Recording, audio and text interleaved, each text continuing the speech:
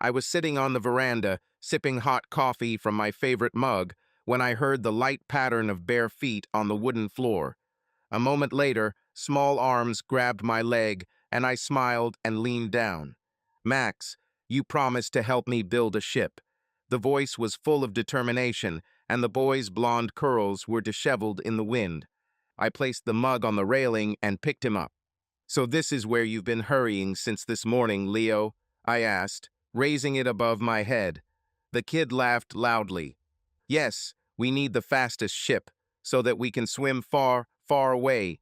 You're a sailor, Max. You know everything about ships, sailor." I chuckled.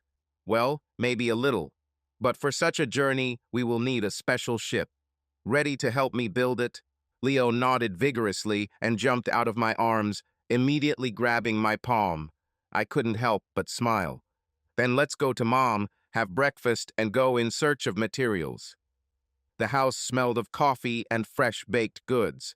I noticed Lily standing at the stove, stirring something in a pot, her long brown hair in a loose braid, and a slight smile on her face. I felt calm in this house.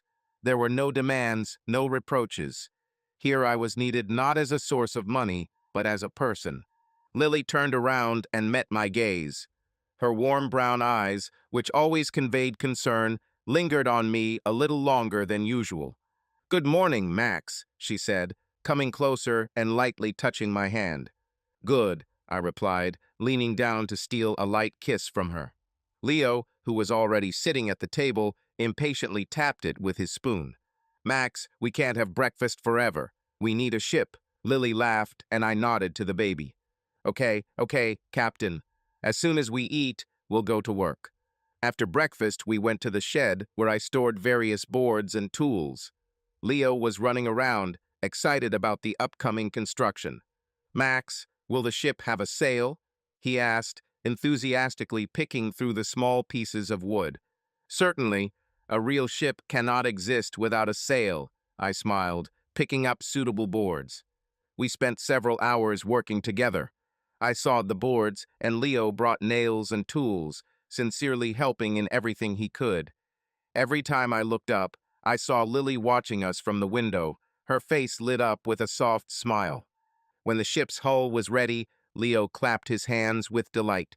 "He's almost real. Now we need to paint." "Yes, but first, let's make a mast," I said, handing him the rope. We continued to work, and with each passing moment, I felt myself becoming more and more attached to this boy and this life. At some point, I raised my head and met Lily's gaze again. In her eyes, I saw love not restrained, inexpressive, but open and warm, the one that I had been looking for so long. I loved her too, without a doubt, without looking back. This was my second attempt at love, but this time I was sure. This is a real, strong haven in which I found my home. Here, among the shavings and the sun, I was truly happy. Sitting in the shade of a spreading palm tree at the edge of the beach, I watched the sun break through its long leaves, drawing light reflections on the sand. A warm breeze carried the smell of salt and seaweed from the shore, mixing with the aroma of fresh wood that our unfinished ship smelled like.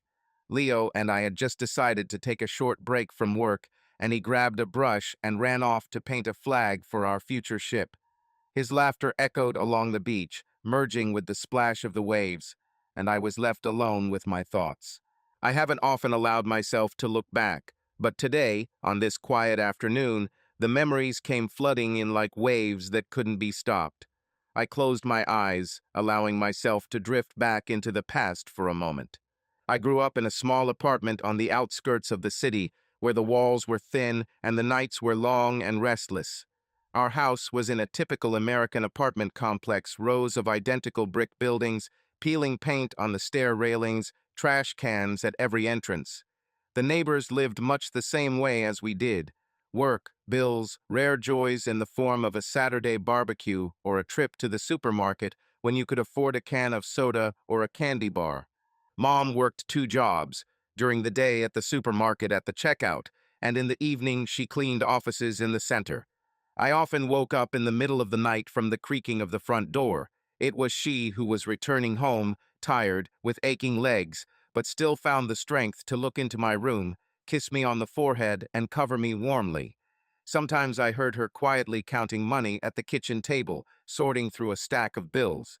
The light from the old refrigerator spilled into the dark room, and her face was focused, tired, but unshakable. There was always not enough money.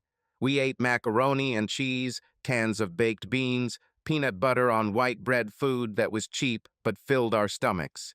Sometimes on weekends, my mom would let us grab one pizza from Domino's or fry burgers at home. It was a real holiday. On Friday night, I watched shows on TV with her, Wheel of Fortune or Jeopardy, and for a moment it seemed to us that life was not so hard. My father left when I was only a year old. He did not want obligations, did not strive for family life, but craved freedom. When the responsibility for his family became a burden for him, he simply disappeared, leaving no explanations or farewell words. For a long time, I could not understand why he chose this path, but over time I realized some people are simply not ready to be parents, no matter how they seem at first. I have seen other families live differently. Sometimes I stayed with friends, and their houses seemed like something from another world. They had full refrigerators, snacks that no one hid, a PlayStation in the living room, huge sofas where you could lie around without the fear of accidentally breaking something. Their parents drove large subs, picked them up from baseball practice, and stopped at Chick-fil-A or McDonald's for dinner. These little things seemed like an unattainable luxury to me. But I didn't envy, I dreamed. One evening when I was 12, I stood at the window, looking at the neighbor's family. Father, mother, and two children laughed as they set the table in the yard. They lit little lanterns, grilled hot dogs, and children ran barefoot across the lawn, laughing. They looked so happy, so real. At that moment, I swore to myself that someday I would have my own home, strong as a stone fortress, in which no one would be afraid of tomorrow. I imagined how I would come home from work, see my smiling wife, and hear the sonorous laughter of my children. It was more than a dream, it became a goal that led me all my life.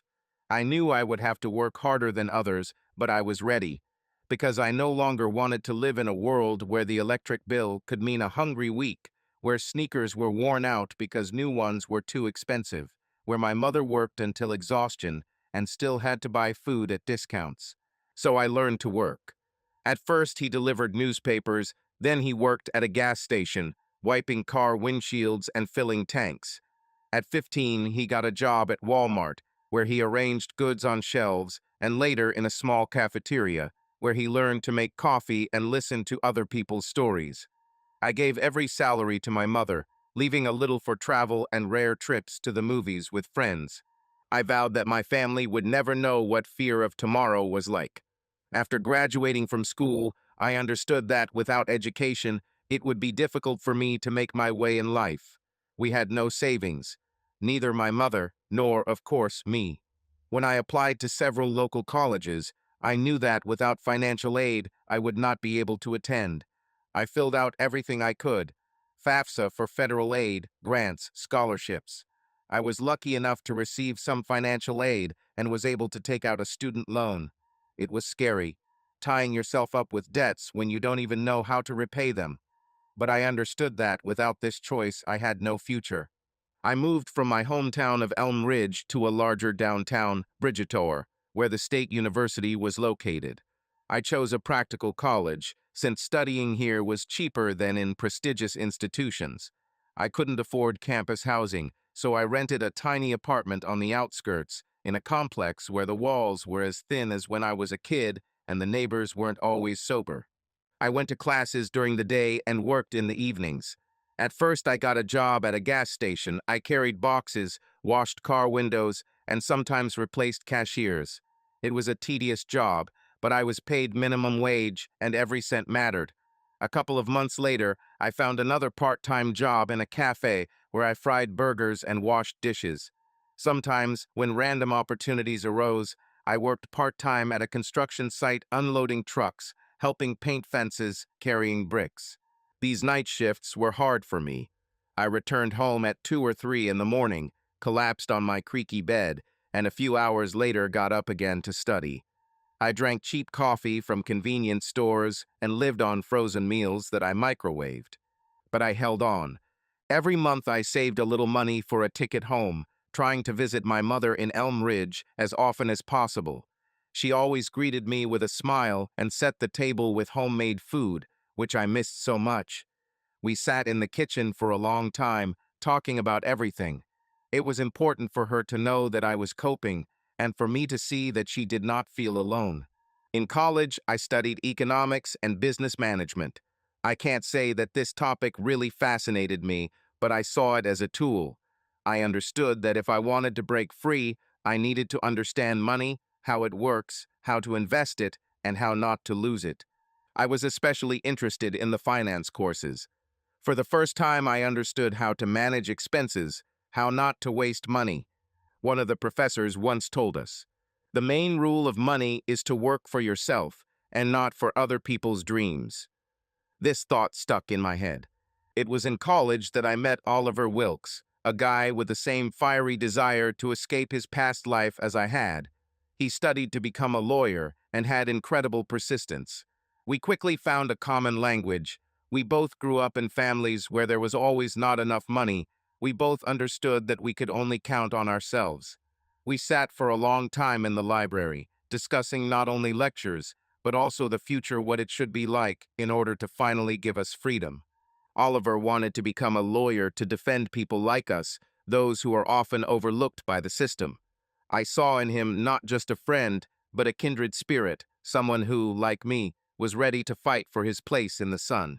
After graduating from college, I knew I needed to find a stable job.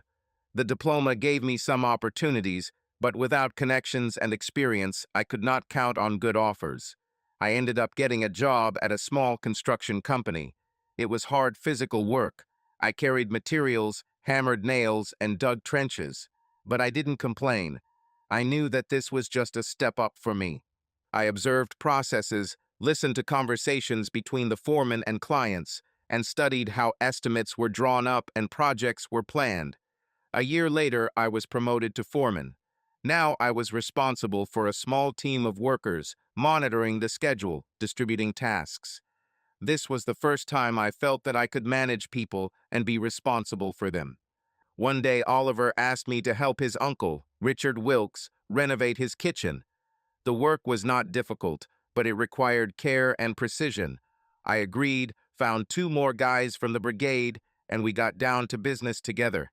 This was my first experience of running a project on my own. I personally purchased materials, calculated the budget, and monitored deadlines. In the process, we encountered problems. The walls were crooked, the pipes needed replacing. Mr. Richard wanted to make changes at the last minute. But we managed. When the work was completed, he was delighted. He and his wife recommended us to their friends, and a couple of weeks later, they called me with a new order. Then I realized that I could work for myself. I took out a small loan and officially registered my business. The first months were hell. I worked not only with my hands, but also with my head. I had to do my own accounting, advertising, and finding clients. I posted advertisements at bus stops, created pages on social networks, and negotiated discounts on materials with local stores. My day looked like this. 6 a.m. Get up, plan work. 7 a.m. to 6 p.m. work on site. 6 p.m. to 10 p.m. meetings with clients, calculations, orders of materials. 10 p.m. to 12 a.m. paperwork, marketing, accounting. I put everything into it. I didn't allow myself to retreat. Gradually, new orders began to arrive. One client told another about us, and word of mouth started working. I hired a few more workers, and we started taking on more complex projects, major renovations, extensions, exterior work. I remember the first day I made more money than I could have at a regular construction company. It was a moment of realization. I no longer depended on my bosses. I didn't expect a promotion. I didn't accept other people's terms. I created my own reality. This is how I took the first real step in building my future. When you're building your life from scratch, you don't have time for romance. But sometimes fate throws up the most unexpected encounters when you least expect it. That day, I was working at the home of a woman named Lorraine Miller. It was an old family mansion that needed a complete overhaul. Creaky wood floors, cracked paint on the walls, outdated plumbing.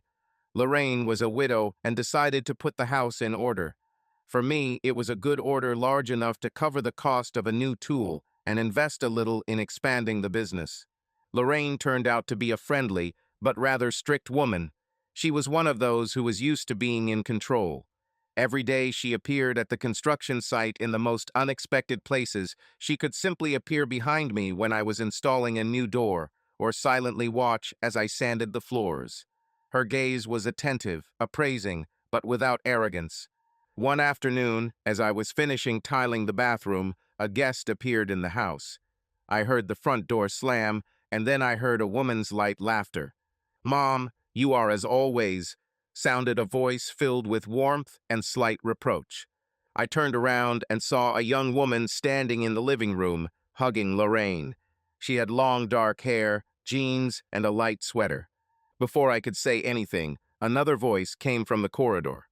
"Lorraine, if you worry any more, I'll start to think you're having an affair with this renovation."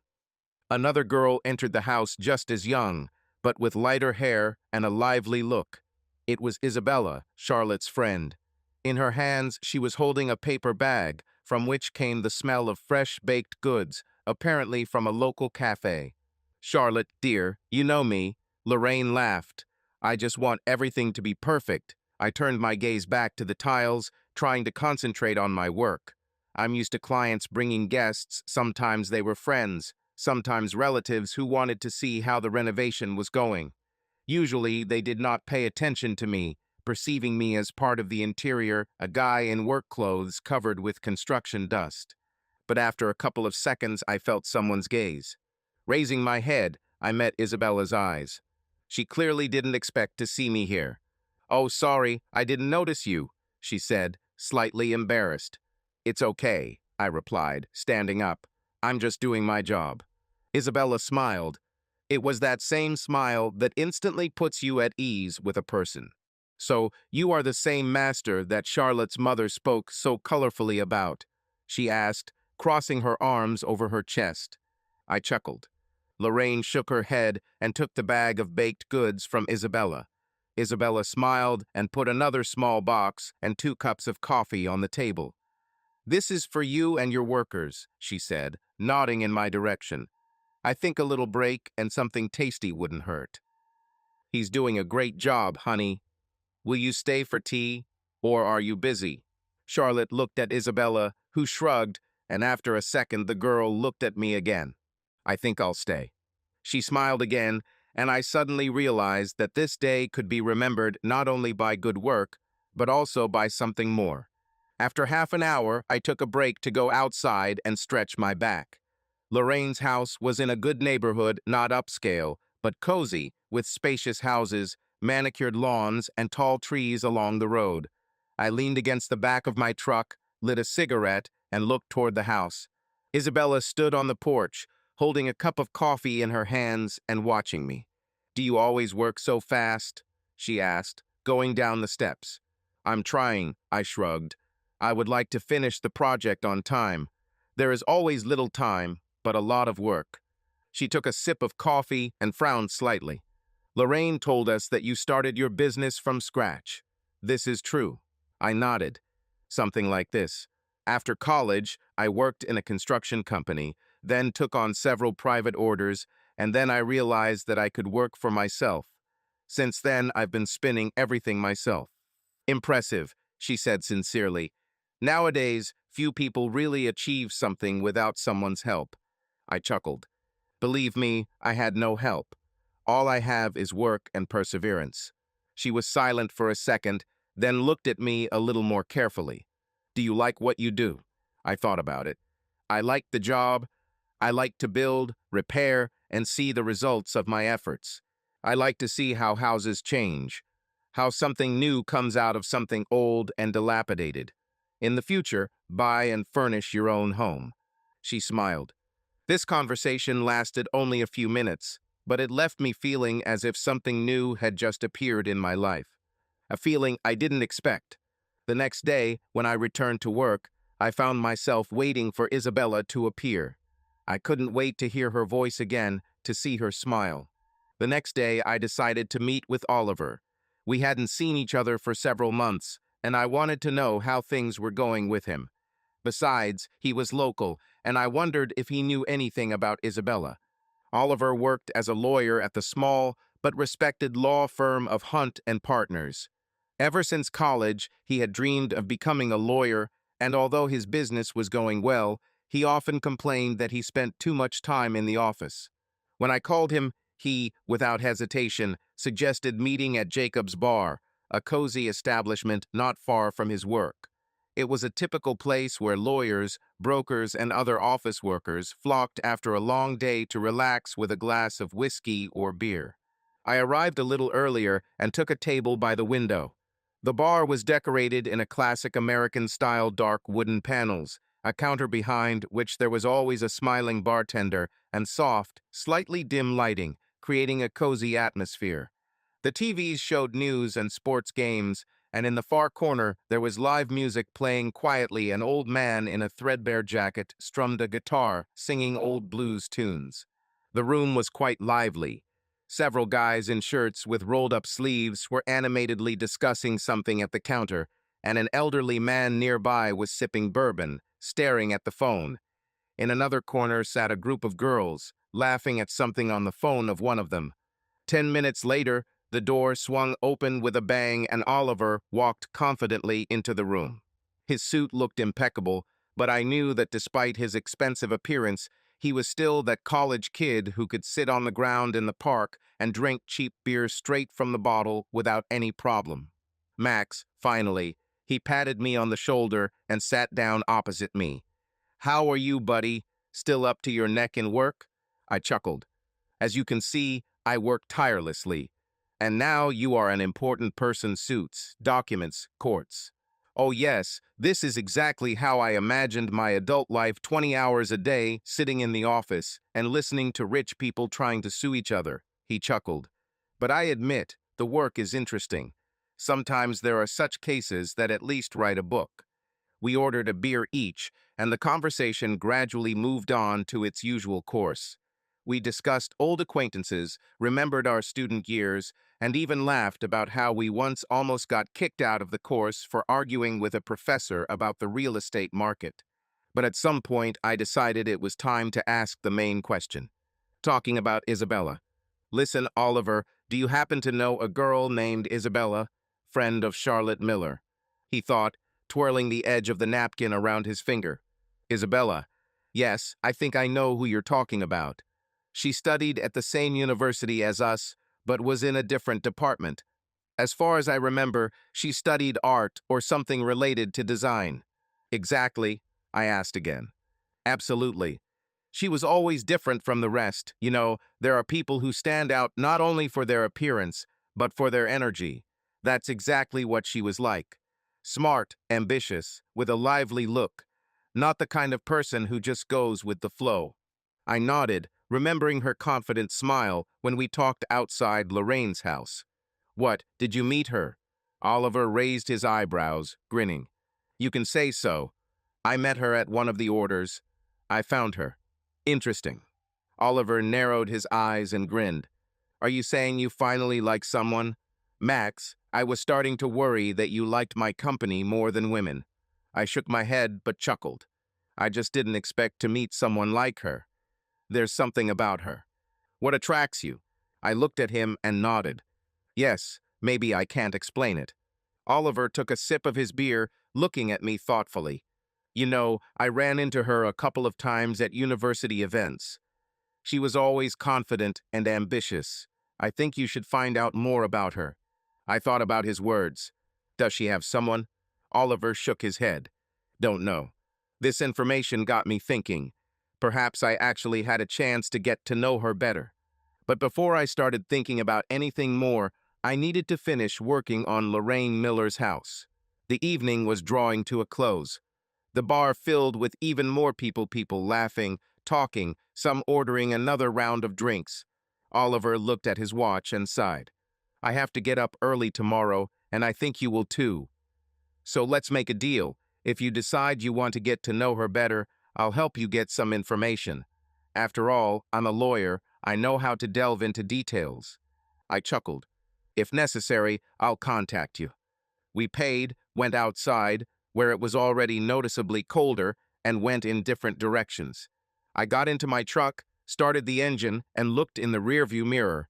The relationship between Isabella and I began unexpectedly, but quickly. We began to meet often at Lorraine Miller's house, where I continued to renovate, and when she came to visit Charlotte, she always stayed a couple of minutes longer than required to simply say hello. At first it seemed like an accident light, unobtrusive conversations in the hallway, fleeting smiles, short jokes. But gradually it became clear that there was a tangible spark between us. She wasn't the kind of girl who flirted or played hard to get.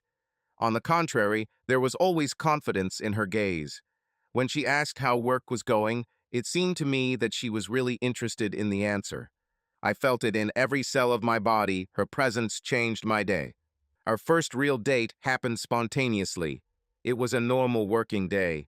I was finishing laying the hardwood floor in Lorraine's living room when Isabella appeared at the door again. "Max, do you have plans for the evening?" she asked, smiling as if she already knew what I would answer. I looked at her, surprised. "Only if they include dinner and good company," I grinned, leaning on the hammer. She laughed. "Then great. I know one place. Meet me at 7. I nodded, feeling a strange excitement that I hadn't felt in a long time. In the evening, I arrived at a small Italian restaurant by the river that she had chosen. It was a cozy place with an open terrace, small tables covered with white tablecloths and flickering candlelight. The air was filled with the aromas of fresh pasta, olive oil, and red wine. Somewhere in the corner, a musician was playing the violin, creating an atmosphere of lightness and comfort.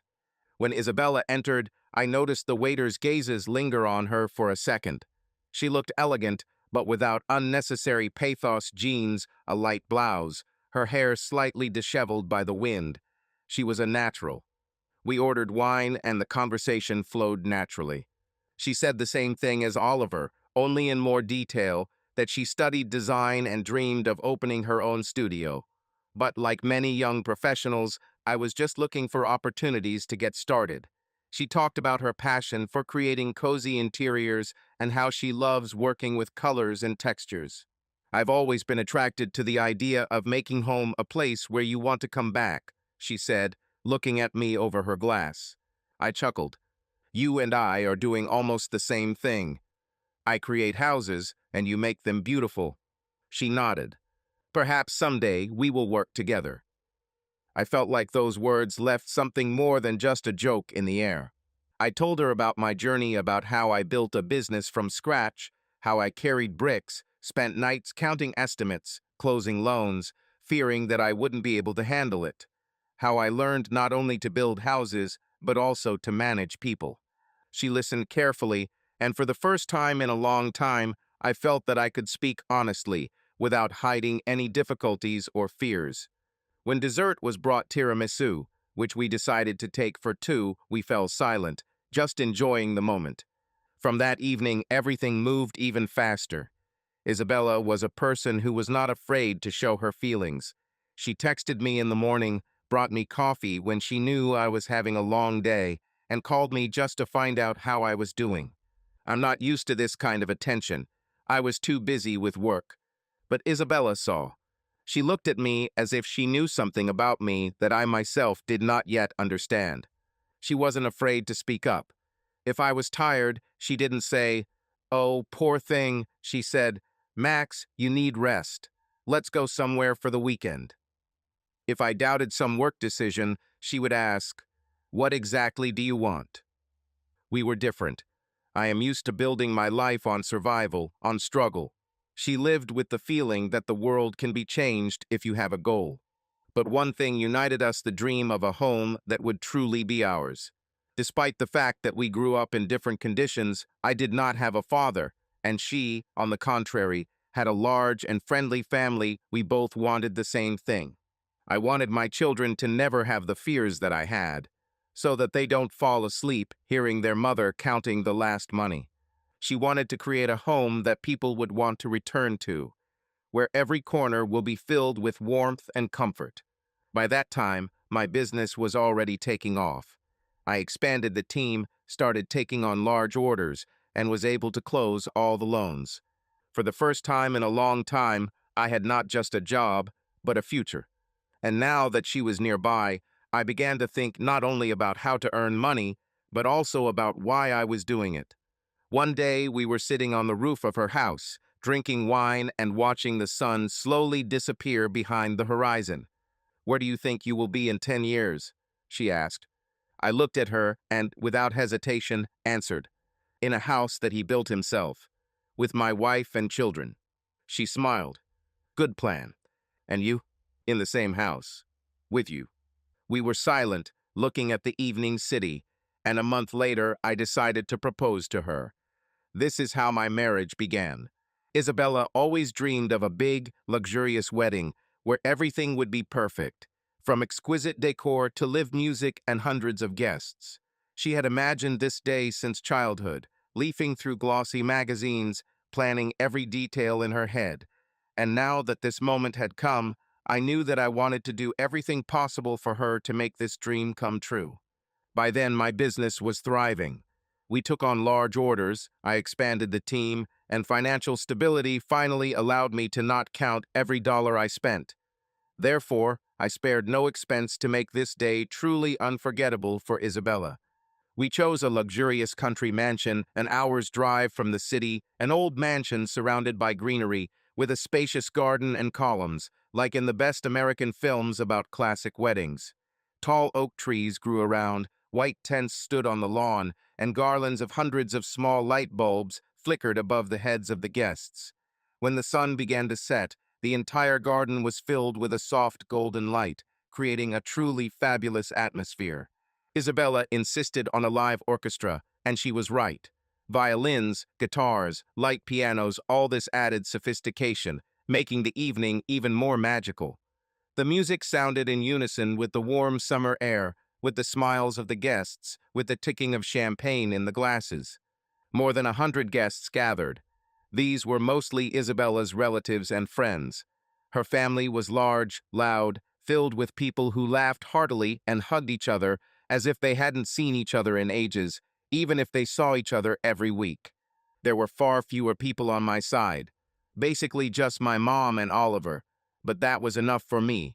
I knew my family had always been small, but when I saw Oliver patting me on the shoulder and saying, "You're damn lucky, Max," and Mom sneaking away to wipe away her tears, it warmed my heart. I watched with a smile as Isabella glowed with happiness. She had always been beautiful, but that day she was simply dazzling. Her dress was sophisticated, perfectly emphasizing her figure, and the light veil gave her even more elegance. The snow-white fabric seemed weightless, and long sleeves with delicate embroidery added classic luxury to the look. She caught the admiring glances of the guests, but when her eyes met mine, I saw in them not just joy, I saw love. At the wedding, I got to know her family better. Margaret, her mother, turned out to be a warm and energetic woman who did not hide how proud she was of her daughter. She held my hand and said, "You have to take care of her, Max. She's strong, but she also needs support." Sophia, Isabella's younger sister, was the complete opposite of my wife, more explosive, emotional, with endless energy. Her husband, Andrew, seemed like a man who had gotten used to her temperament and had learned to smile about it. Aunt Clara and Uncle Robert, two incredibly charming people, knew 1,000 stories about Isabella's childhood. They told how she staged impromptu performances as a child, drew dresses for dolls, dreamed of becoming a designer, and was always the main ringleader at family holidays. I felt that they were sincerely happy for her. They accepted me, and it meant more to me than they could ever imagine. Isabella's father, William, died of a stroke 5 years ago. This day would be special for him. We honored his memory by raising our glasses in his honor. Margaret spoke fondly of what a caring husband and father he was. At some point, Isabella's eyes filled with tears, but she immediately smiled. "I know he would be proud to see me so happy," she said, squeezing my hand. This moment made the evening even more soulful.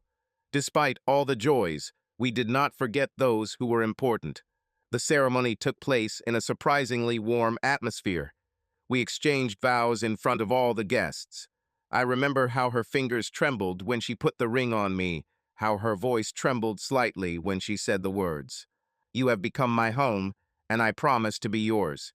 I swear I have never been so calm and confident in my decision. After the official part, we moved on to the first dance. It was a moment when the whole world seemed to freeze. We moved to the sounds of "Can't Help Falling in Love," and I felt her fingers squeezing mine, her breathing even and calm. I don't remember how long this dance lasted. Maybe a minute, maybe forever. But I wanted this moment to last forever. Fun, toasts, and a long evening.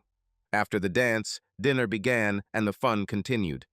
We laughed, raised our glasses, took pictures, ate cake, and just enjoyed the moment. At some point, Oliver came up to me, holding a glass of whiskey in his hands. "You know, Max, I'm not surprised that you were able to build a business, but I'm surprised that you were able to find a woman who makes you smile the way you smile now." I laughed. "You know, Oliver, sometimes the right things happen not because you were looking for them, but because you were ready for them." He nodded, patted me on the shoulder, and walked away, leaving me in a circle of happy people. The night lasted a long time. We danced, sang, and had fun. The aroma of flowers and expensive wine was in the air. The laughter of the guests mixed with the music, and the sky was strewn with stars. After the wedding, our life together began, and everything seemed truly new, even though we already knew each other quite well. Isabella always dreamed of a spacious house with enough space for her family, guests, and in the future for children. I knew how important this was to her, so when we started looking for a place to live, I wanted it to be her dream home. We chose a spacious mansion in one of the quiet suburbs, where the houses were not too close to each other and the streets were surrounded by greenery. I liked that there was no noise of the big city here, that the morning began with the singing of birds and not with the horns of cars. The house had 4 bedrooms, a large kitchen with marble countertops, and a cozy living room with a fireplace, where you could gather friends and have long family evenings. Isabella enthusiastically took on the interior design. This was her element. She chose furniture, selected fabrics, and experimented with colors. Her style was impeccable, sophisticated yet cozy. I saw her eyes light up when she talked about the details, and it only confirmed that she had made the right choice in her profession. I gave her complete freedom, saying that I trusted her taste. And frankly, it was nice for me to come home, where every corner reminded me that this is not just a home, but a place that we create together. While Isabella took care of the house, I worked even harder. My business continued to grow, and now I was not only responsible for myself, but also for our life together. I knew I had to provide stability, give her the life she dreamed of. I began to take large orders, opened another construction team, and invested in new equipment. It meant long work days, but I didn't mind that. I was used to working, I was used to being tired, but now it felt different. Despite my workload, the most pleasant thing about all this was our closeness. Isabella was not just my wife, she was my support, my motivation. She often repeated that I was the best man she could meet, that I was a hard worker and a strong person. She always knew when I needed rest, when I needed moral support, and when just silence. I returned home late, tired, sometimes exhausted, but her smile instantly relieved all the stress. "How was your day, Max?" These simple words, spoken sincerely, meant more to me than any compliments. She didn't just ask, she actually listened. Every night she gave me the passion I could only dream of. Her touch, her look, her voice, everything about her drove me crazy. She was not afraid to talk about her feelings. She was not afraid to show how good she was with me. It gave me strength. I knew that everything I did was not in vain. Our nights were hot, our mornings were warm. Every evening she waited for me impatiently, and every morning she saw me off with a smile, promising that the evening would be even better. A month after the wedding, Isabella came to me with an excited look. I was in the garage, sorting out tools, when she came in, clasping her hands a little nervously. "Max, I need to tell you something." I immediately realized that this was something important. She took a deep breath and then, blushing slightly, blurted out, "I'm pregnant." For a second, I froze. We planned to live for ourselves for at least a year before thinking about children. But at that moment, I realized that nothing could make me happier. I hugged her, holding her close, and felt her relax in my arms. "Are you really happy?" she whispered, clinging to me. "Are you glad? This is the best thing that could have happened to us." I knew our lives would change forever, but I was ready. I wanted this. I knew that I wanted to see her with her belly. I wanted to hold our baby in my arms. I wanted to hear his first laugh. At the first opportunity, I went to the jewelry store. I knew that symbols were important to her, and I wanted this moment to be remembered forever. I chose a thin gold bracelet with an engraving inside. "You are my best solution." When I handed her the box, she was surprised at first. "What is this?" "Open it." She slowly opened the box, and I saw her eyes sparkle. "Oh, Max." She carefully ran her finger over the engraving, then looked at me, and I saw her lips twitch. "It's so beautiful." I took her hand and put the bracelet on her wrist myself. "You will always wear it, to remember how much I love you." She immediately called her relatives to tell them the good news. It was an ordinary day. I worked on site, supervising the guys laying new parquet in a client's country house. Summer was in full swing. The sun was hot. I was in a t-shirt and work jeans. My hands were covered in dust. At such moments, I felt alive. I loved to see how something lasting, real was created out of nothing. But then the phone rang. The hospital number appeared on the screen. At that moment, everything went cold inside me. I knew that nothing good would come out of this call. "Mr. Carter?" The doctor's voice was calm, but there was a tinge of regret in it.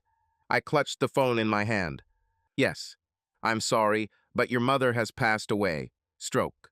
I didn't answer. Everything around became blurry. The sounds of construction disappeared. The air became thick and heavy. The only thing I could squeeze out. "A few hours ago. We did everything we could. It happened suddenly. No warnings. No farewell conversation. Without a chance to tell her how much I love her." I remember hanging up the phone and just sitting on the nearest toolbox, staring at one point. Everything I built, everything I strived for, all my victories at that moment, they did not matter at all. I've lost my footing. Organizing the funeral was pure hell. Not because it was difficult for me to decide something, but because every call, every detail reminded me that my mother was no longer there. Isabella was nearby. She held my hand and tried not to leave me alone. But even her care could not drown out the emptiness that settled inside me. I remembered how my mother worked 2 jobs, how she counted money at night, how she never complained, no matter what. Everything I did in life, I did for her. But now she is gone. When Isabella was 6 months pregnant, her mother, Margaret, came to us. She said that she wanted to help her daughter, but I knew that she had come for a reason. Margaret was a dynamic woman, a true force of nature. She always had everything under control. There was no chaos, doubt, or weakness in her world. She was the kind of person who made plans 5 steps ahead and expected everyone around her to follow them. From the first minutes changes began in our house. Margaret took over the space as if she had lived with us all her life. "The baby should sleep in a room closer to your bedroom. Max, you wouldn't mind converting the office into a nursery, would you? Is it safe to place the bed like this? I read somewhere that a child needs a certain amount of air circulation. Max, we need to move it to the window. Are you seriously eating these frozen dinners? This is terribly harmful. Max, you know that a pregnant woman needs proper nutrition, right?" I looked at her, then at Isabella, who was laughing, and realized that this was all just the beginning. One day at dinner, she suddenly looked at me carefully and said with all seriousness, "Max, you need to eat more vegetables. A man your age should take care of his health." I looked at my plate, where there was already a double portion of broccoli. "And a man in my position should take care of his mental health," I muttered, glancing sideways at Isabella. She covered her mouth with her hand, holding back her laughter. But Margaret was unstoppable. She got up earlier than everyone else. She made sure that the house was in perfect order. I checked what Isabella was eating, controlled what time I left and what time I returned. Morning. I stand in front of the mirror, buttoning my shirt. Margaret walks by, stops, and looks at me with her arms folded across her chest. Are you really going to go out in this? I blinked. What's wrong? She looked me up and down skeptically. I just thought that now that you're the head of the family, you'd look, well, more respectable. I looked at my clean, ironed shirt. I thought I would just leave the house, but now I feel like I have to rethink my life. Isabella, passing by, just laughed and patted me on the shoulder. Get used to it, my love. This is my mom. Time flew faster than I expected. It seemed like just yesterday that Isabella had excitedly told me she was pregnant, and now I was standing in the room holding our son, little Chris, in my arms. I looked at his tiny face, at the tiny fingers that were squeezing my thumb, and I couldn't believe that this little man was my flesh and blood. I always thought I was ready for fatherhood. I grew up without a father, and from childhood, I knew that my children would never experience what I had to endure. I will do everything to make them feel safe, to know that their father is nearby, that their home is a fortress in which they can be happy. 2 years later, our daughter, Emily, was born. When I first held her in my arms, I realized that a person's heart can expand endlessly, accommodating more and more love. Isabella plunged headlong into motherhood. She had changed. She no longer cared about the career and professional ambitions that she once spoke about with such fire in her eyes. I thought I'd go back to work, but it doesn't seem important to me anymore, she said one evening as we sat on the porch, watching Chris fall asleep in the stroller. Are you sure? I asked. Absolutely. Now my place is here, with them, with you, especially since you handle the finances for our family so well. I didn't mind. I loved seeing what a caring mother she became. Our house was filled with children's laughter, toys, and the smell of vanilla candles and freshly baked cookies. But soon I began to feel that something was wrong. When Emily was born, Margaret decided to stay with us longer.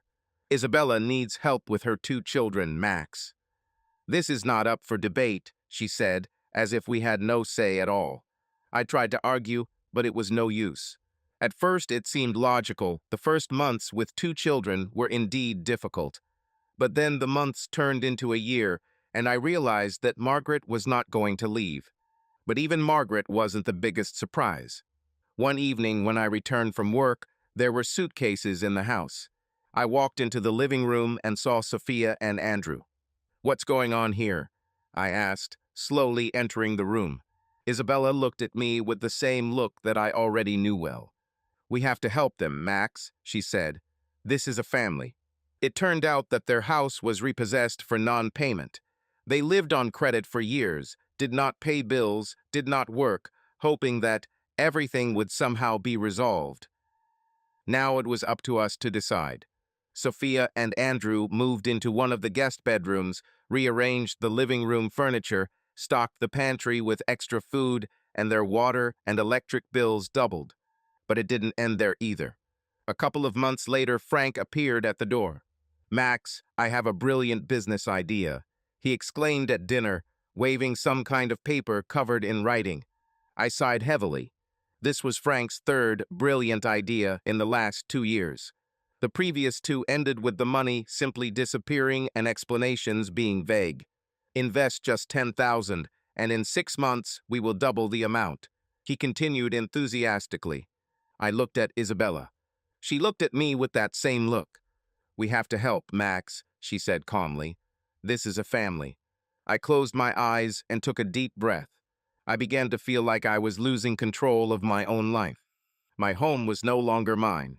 Now every day there was endless movement in my house. Margaret prepared breakfasts, dinners, discussed everything from politics to how to properly run my business. Sophia sat in the living room, scrolling through social media and complaining that the world is unfair. Andrew promised to find a job, but somehow was in no hurry to do so. Frank kept coming up with new, brilliant ideas that required investment. I came home and didn't feel like this was my home. I couldn't sit quietly in a chair because there was always someone in the living room. I couldn't make myself coffee in the morning because the kitchen had long ceased to be my territory. I couldn't say no because every time I heard the same thing. This is family. Gradually, the children began to turn from cute angels into little racketeers who do not need their father's attention, but only financial support for their million-dollar demands. Chris declared, "Dad, I need a new motorcycle. I can't ride this bucket." Emily didn't lag behind. "I want a trip to Europe with my friends. Everyone has already been there, but I haven't." Every day there was a new "I want." The latest iPhone, designer clothes, private trainers, personal lessons, vacation trips.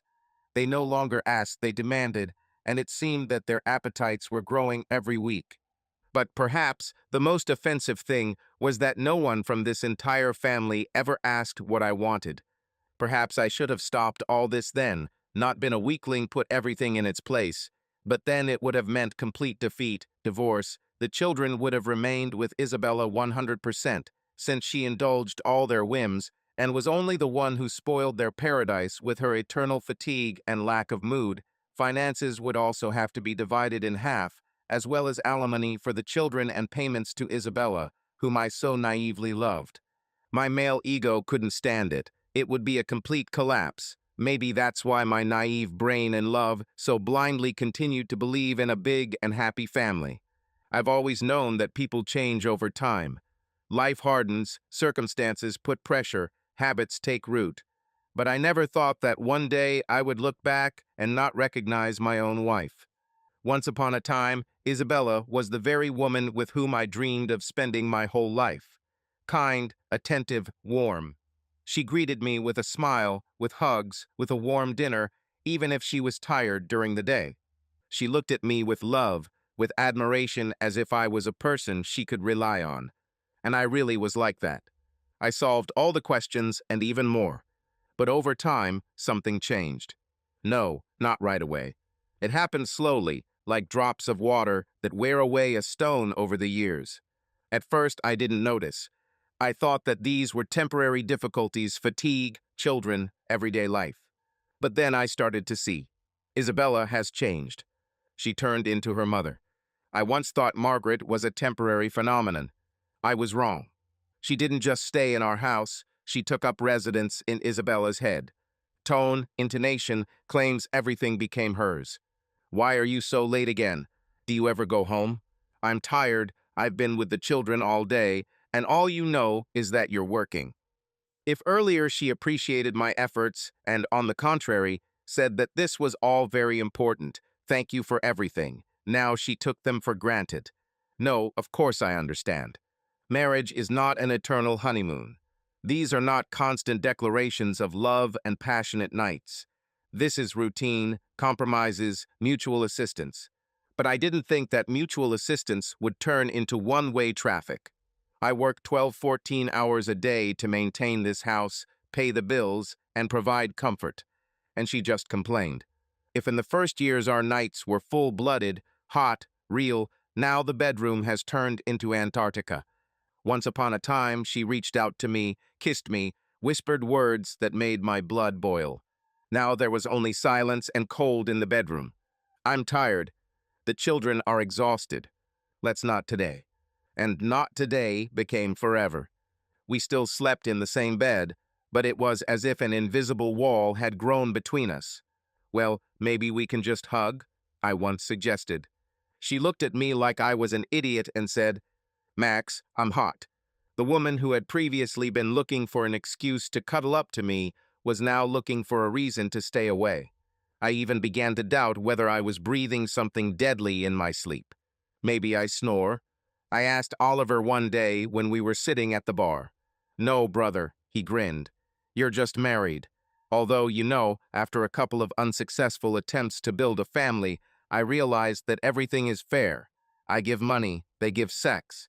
The economy is pure water without illusions. It's just that the investment doesn't pay off." "It's just that my investments aren't paying off," I said. We both laughed, but I knew there was some truth to it. Isabella and I became like neighbors who live in the same apartment but lead different lives. "How was your day?" I asked one evening. "Ordinary." And silence. I looked at her and tried to understand what happened. How did a woman who once sparkled with joy turn into a person who could barely look me in the eye? How did we stop being a team? Our evenings began to feel like a repeating scenario. What's left? Work. Only work. I threw myself into business because it was the only thing that gave me meaning. I was respected at the construction site. Clients appreciated my work. I felt needed. What about at home? I felt out of place. I built a house in which I no longer had a place. What's next? I didn't know. Perhaps God had mercy on me, or, on the contrary, he decided to finally finish me off. Because by chance, on one of my rare days off, I learned something that I probably shouldn't have known. The day turned out to be hot. I spent the morning tending to the yard, working on the lawn mower, and then cleaning the pool. At some point, the heat became unbearable, and I decided to go into the house to take a shower and change clothes. I went up the stairs and went into the bedroom, but as I passed the slightly open door into the living room, I heard laughter. Women's laughter. It was Isabella and her friend Lauren. I didn't think much of it until I heard what they were talking about. "Oh my God, Lauren, you have no idea."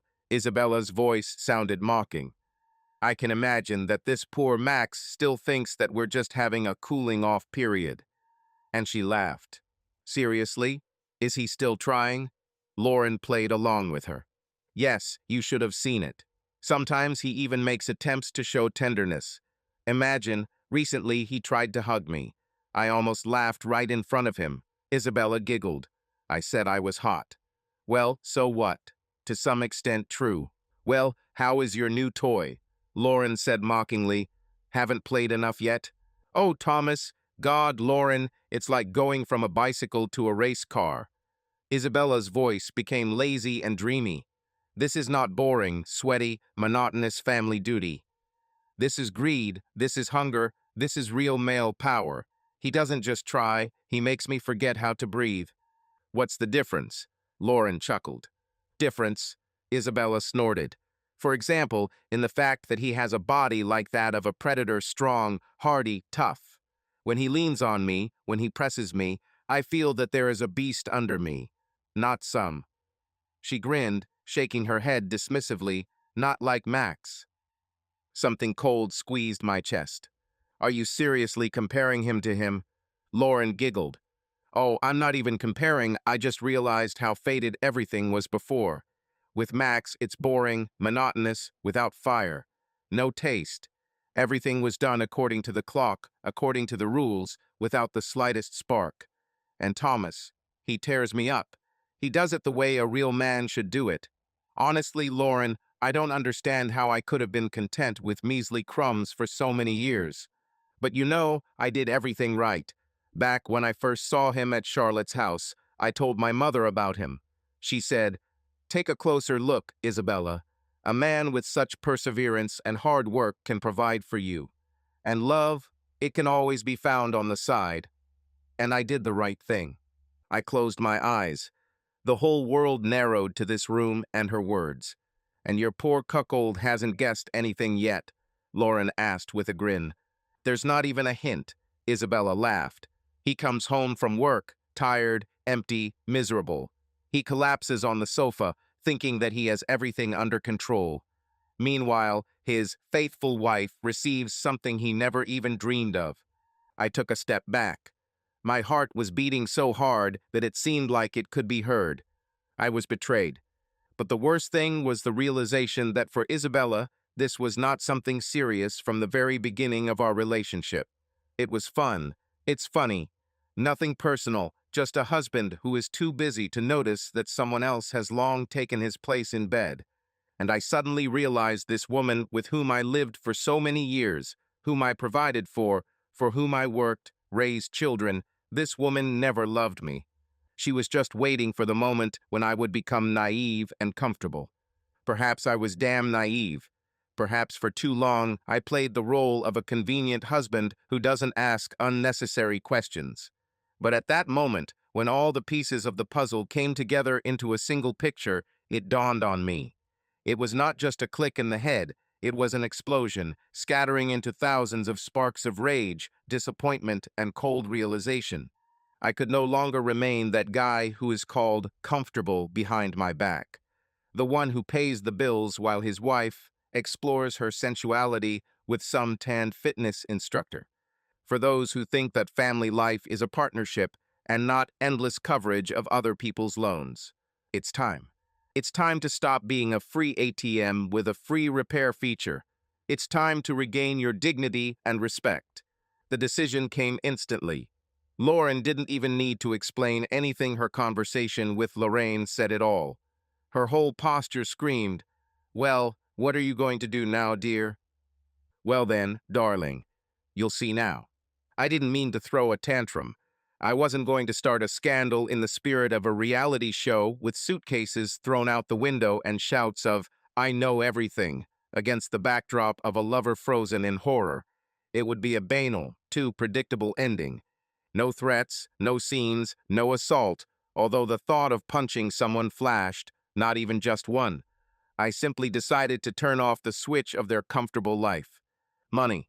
That's what kept this structure afloat. Love, trust, a future together. Hell, who needs that when you have high-limit credit cards and paid vacations? I was not their husband and father, but their personal Federal Reserve Bank, and at that moment, the best thing I could do came to me. He went outside, took out his phone, and dialed a number. Charles Hendricks, one of my former clients, once said that if I ever needed a special service, I could call him. I once saved his construction site from disaster when the contractors screwed up the foundation, and he owed me. The phone rang twice before a deep, calm voice spoke. "Max, I haven't heard from you for a long time. What's happened?" "I need a little favor, Charlie," I said, trying to speak calmly. "I think you have the right people to solve one issue." Charles was silent for a couple of seconds, then chuckled briefly. "No problem. Give me a week. Everything will be done." I nodded, put the phone in my pocket, but didn't stop there. The next number on my list was Oliver. If anyone could help me understand the details of this dirty show, it was him. "Honestly, Mike, I'm sorry," he said after I told him the whole story. "But be honest, did this really come as a surprise to you? You know my opinion about women. Everything is fair. You give money, they give sex. It's just that you haven't had either the first or the second for a long time." I grinned, although inside I was clenching with anger and bitterness. Yes, I was stupid and completely blind, I admitted. But now it's time to take action. I think you can help me. Oliver was silent for a second, then said, "Certainly. Let's discuss the details." We sorted out everything that was required quickly and clearly.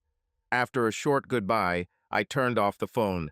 Part of the plan has already begun to be implemented. And now I had a whole week to finally enjoy this circus before the curtain finally came down. Since they've been taking advantage of me for so long, why shouldn't I take advantage of the moment and enjoy myself? I decided to give myself some personal entertainment. Every morning I appeared in the kitchen in a good mood, smiling so widely that it clearly frightened Isabella and her family. He sat down at the table and sipped his coffee, starting conversations that could rival the best stand-up comedians. "Sophia, have you thought about getting a job? They say an excellent diner has opened in the city and they are hiring waiters. Although, you always said that you were created for great things. How are your modeling dreams going? I'm sure there is an agent somewhere who is looking for a woman who knows how to live at someone else's expense." Andrew, her husband, sat opposite her, his head buried in his phone, pretending that this did not concern him. I smiled at him. "Andrew, buddy, you wanted to start your own startup, right? What's your idea for an app for lazy bums?" "Oh, sorry, for optimizing home space. It seems investors haven't lined up yet." He just muttered something under his breath. My mother-in-law, of course, could not ignore my friendly conversations. She looked at me critically and said, "Max, you're acting strange. Did something happen?" I shrugged.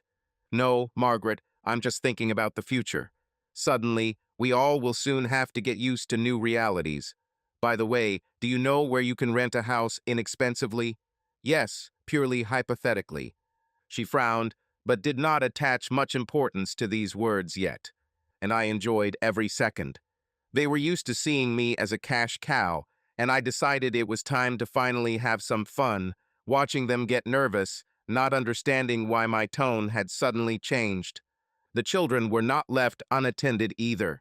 Chris burst into the kitchen with the traditional demand. Dad, I need money. My friends and I are going to Miami for the weekend. I made a thoughtful face. Great idea, son.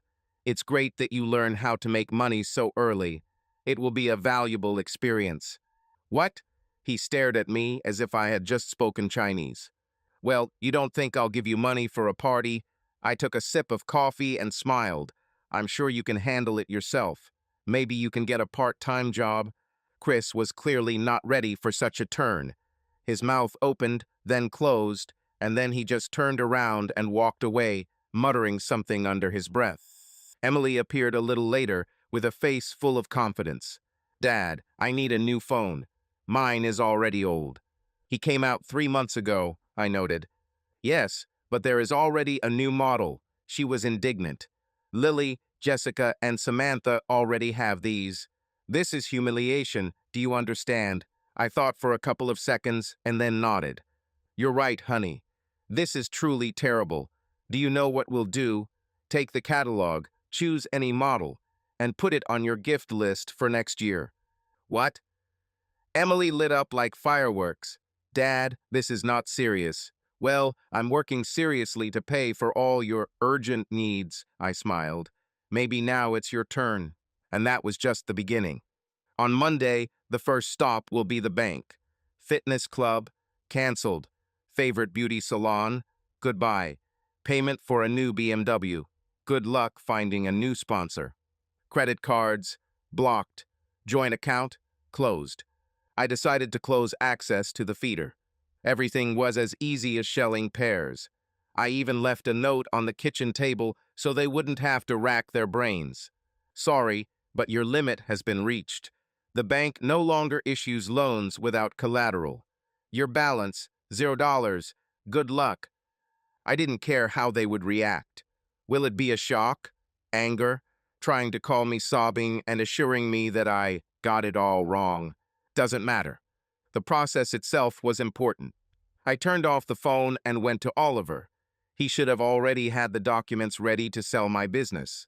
When I entered his office, he was already waiting for me, papers laid out on the table. He looked at me over his glasses, folded his arms over his chest, and asked, Are you sure? 100%, I answered without hesitation. Oliver sighed heavily, shook his head, and muttered, Damn. Then sign here. He pointed his finger at the paper. After a friendly hug with Oliver, I called a taxi and went to the third point of my plan, Charles Hendricks. We agreed to meet at the airport cafe. When I entered, he was already waiting for me at a table in the corner, calm as always. Without further ado, he silently handed me documents, my account numbers to which all my finances had already been transferred, and a plane ticket to Liberty Island. Everything is clean. No one will guess where you are or how you managed to deceive the system, he said, nodding at the papers. I took the envelope, feeling like a ton of weight had been lifted off my shoulders. Thank you, Charlie. It's not worth it, Max. You just finally did what you should have done a long time ago. I must have fallen asleep. Lily's voice woke me up. She stood in front of me, such a small, seemingly completely nondescript woman, but there was something dazzling about her. Not just beauty in the usual sense, but some kind of special, inexplicable attractiveness. For me, it was like a breath of fresh air after many years spent in a stuffy, musty room. Max, she said softly, Oliver has called you 3 times already. Maybe I should call him back. I propped myself up on my elbows, rubbed my face, and nodded. Yes, it's probably worth it. I looked at Lily and she smiled. We met in her cafe. Lily was the owner of a small but cozy place on the island, where I went on the first day after landing, just to drink coffee and catch my breath. Little did I know then that this chance visit would change my life. That evening, when the cafe was almost closing, we started talking. At first, just about trifles about the weather, about how long I planned to stay on the island. And then, as if something had broken, we told each other everything. She talked about the husband she lost in a car accident while she was pregnant, about how she raised her son alone, how hard it was for her, but she didn't give up. I talked about my past life, about betrayal, about how for a long time I felt like a stranger in my own home. After that, everything happened by itself.